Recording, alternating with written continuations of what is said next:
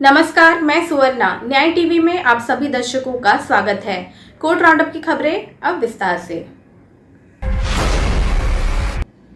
Supreme court में पत्र याचिका दायर कर दिल्ली के पुलिस आयुक्त को जांच शुरू करने और प्रदर्शनकारी रेजिडेंट डॉक्टरों पर शारीरिक हमले की घटना में शामिल दिल्ली पुलिस कर्मियों के खिलाफ कड़ी कार्रवाई करने का निर्देश देने की मांग की गई है। भारत के मुख्य न्यायाधीश सीजेआई एनवी रमन्ना को संबोधित पत्र याचिका दिल्ली के अधिवक्ता विनीत जिंदल द्वारा स्थानांतरित की गई है और भारत सरकार को संबंधित डॉक्टरों से संबंधित मुद्दों के समाधान के लिए एक समिति बनाने का निर्देश देने की मांग करती है। सुप्रीम कोर्ट ने कहा कि अनुकंपा के आधार पर नियुक्त कर्मचारी और नियमित आधार पर नियुक्त कर्मचारी के अलग अलग वेतनमान नहीं हो सकते हैं और जिस क्षण किसी व्यक्ति को किसी विशेष पद पर नियुक्त किया जाता है वो व्यक्ति वेतन का हकदार होता है, भले ही नियुक्ति अनुकंपा के आधार पर ही क्यों न हो। न्यायमूर्ति एम.आर. शाह और न्यायमूर्ति बी.वी. नागरत्ना की पीठ इलाहाबाद हाईकोर्ट के सितंबर के फैसले के खिलाफ यूपी की एसएलपी पर सुनवाई कर रही थी, जहां हाईकोर्ट ने प्रतिवादी की रिट याचिका को राज्य के अधिकारियों को 8,000 से 13,500 रुपए वेतनमान का भुगतान करने का निर्देश दिया था, जो विशेष कार्य अधिकारी के पद के लिए वेतनमान है। सुप्रीम कोर्ट में एक रिट याचिका दायर कर देश भर में मुसलमानों के खिलाफ बार बार अभद्र भाषा की घटनाओं के खिलाफ कार्रवाई की मांग की गई।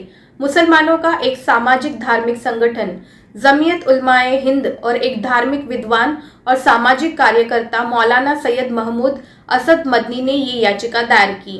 याचिका में पैगंबर मोहम्मद के खिलाफ की गई अपमानजनक टिप्पणियों के विभिन्न उदाहरणों का वर्णन किया गया है।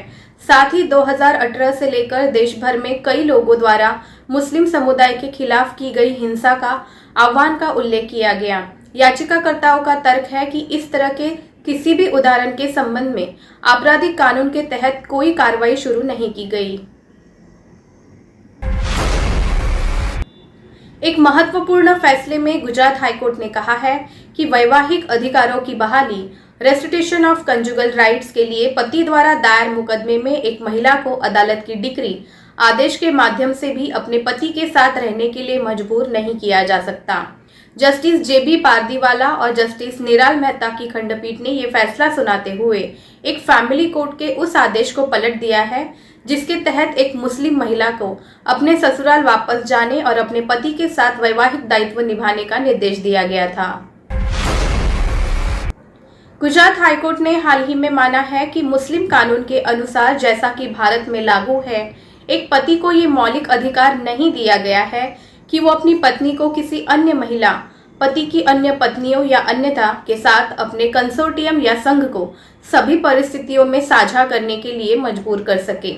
Justice JB. पारदीवाला और जस्टिस निराल मेहता की पीठ ने कहा कि वैवाहिक अधिकारों की बहाली के लिए पति द्वारा दायर एक मुकदमे में एक महिला को अदालत की डिक्री के माध्यम से भी अपने पति के साथ रहने के लिए मजबूर नहीं किया जा सकता है। कलकत्ता हाईकोर्ट ने विचाराधीन मामले में प्रेसिडेंसी सुधार गृह पश्चिम बंगाल से लापता हुए आरोपी के संबंध में जेल अधीक्षक द्वारा दायर की गई प्रारंभिक रिपोर्ट से असंतुष्टि जाहिर की। इसके साथ ही हाईकोर्ट ने गुरुवार को अधिकारियों को उस व्यक्ति का पता लगाने और मामले में एक और रिपोर्ट पेश करने का निर्देश दिया। जस्टिस शंपा सरकार और जस्टिस विभास रंजन डे की खंडपीठ बुद्धदेव भौमिक द्वारा दायर एक बंदी प्रत्यक्षीकरण याचिका पर सुनवाई कर रही थी। इसमें आरोप लगाया गया कि उसके पिता आपराधिक मामले में एक आरोपी कोर्ट के आदेश पर जमानत पर रिहा होने से ठीक पहले प्रेसिडेंसी सुधार गृह से गायब हो गए। इलाहाबाद हाईकोर्ट ने उत्तर प्रदेश राज्य में कोविड-19 के बढ़ते मामलों को देखते हुए मामलों की सुनवाई वर्चुअल मोड में करने का निर्णय लिया है। ये व्यवस्था कोर्ट के अगले आदेश तक लागू रहेगी। इलाहाबाद हाईकोर्ट बार एसोसिएशन के अध्यक्ष राधाकांत ओझा और अवध बार एसोसिएशन के अध्यक्ष राकेश कुमार चौधरी ने लाइव लॉ से बात करते हुए पुष्टि की कि अदालत 3 जनवरी से अगले आदेश तक मामलों की सुनवाई वर्चुअल मोड में करेगी। गौरतलब है कि इलाहाबाद हाईकोर्ट की प्रशासनिक समिति की मुख्य न्यायाधीश राजेश बिंदल की अध्यक्षता में हुई बैठक में ये निर्णय लिया गया, जिसमें अवध बार एसोसिएशन के पदाधिकारियों ने भाग लिया। फिलहाल बस इतना ही। अन्य खबरों के लिए जुड़े रहिए न्याय टीवी के साथ। नमस्कार।